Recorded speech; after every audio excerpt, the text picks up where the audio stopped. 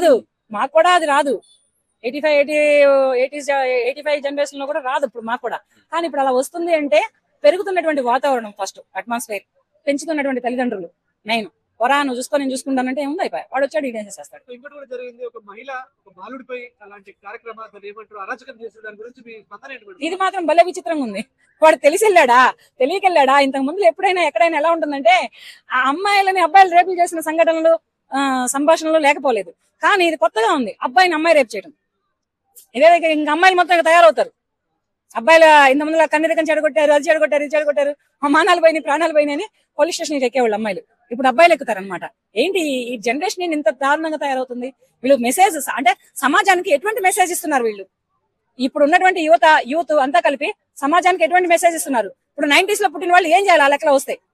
ఇప్పుడు 2025 ఇట్లా పుట్టిన వాళ్ళు ఇట్లా చేస్తున్నారంటే 2000, 2015, 10 ఇట్లా పుట్టిన వాళ్ళు ఎలా ఉంటున్నారంటే 90s, 95 లో పుట్టిన వాళ్ళు వీళ్ళు ఎలాంటి దానికి అవగాహనగా ఉండాలి.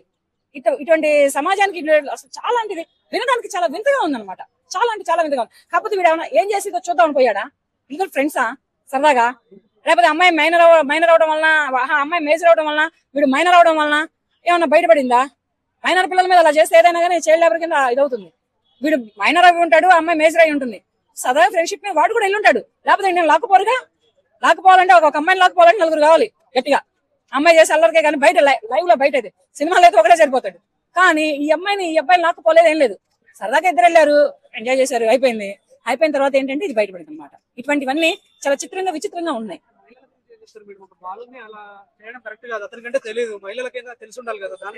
అంటే కొత్త జనరేషన్ చేంజ్ అయింది కదా, నీకు తెలియదు. ట్రెండ్ మారింది. ట్రెండ్ మారిద్ది అంతే. ట్రెండ్ ఎప్పటికీ మారదు.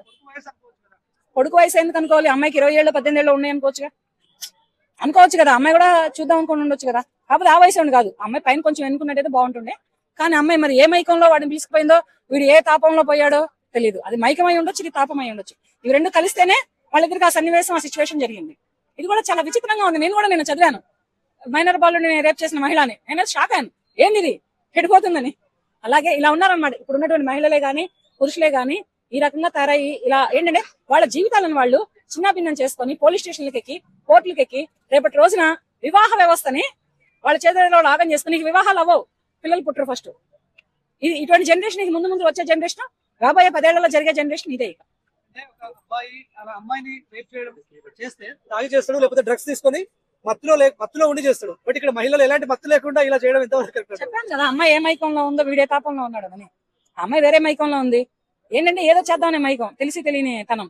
లేకపోతే అమ్మాయికి ఎక్కువ ఉందేమో ఏజ్, తెలియదు. కానీ అమ్మాయి ఏజ్ అయితే తెలియదు, కానీ ఈ అబ్బాయి ఏజ్ అయితే మాత్రం బయటపడింది ప్రస్తుతానికి. ఇలా ఉన్నారన్నమాట మహిళలు అనేవాళ్ళు ఇలా తయారవుతున్నారు. ఇంకేం చెప్తాం సమాజానికి? Reels, creator app born in India. Your data is safe on Indian server. Telugu creators కి సువర్ణ అవకాశం. రీల్స్ లో మీ వీడియోలు అప్లోడ్ చేసి ఫాలోవర్స్ ని సంపాదించండి. 100% భద్రతతో రీల్స్ అప్లోడ్ చేయండి. వెంటనే Reels డౌన్లోడ్ చేసుకోండి.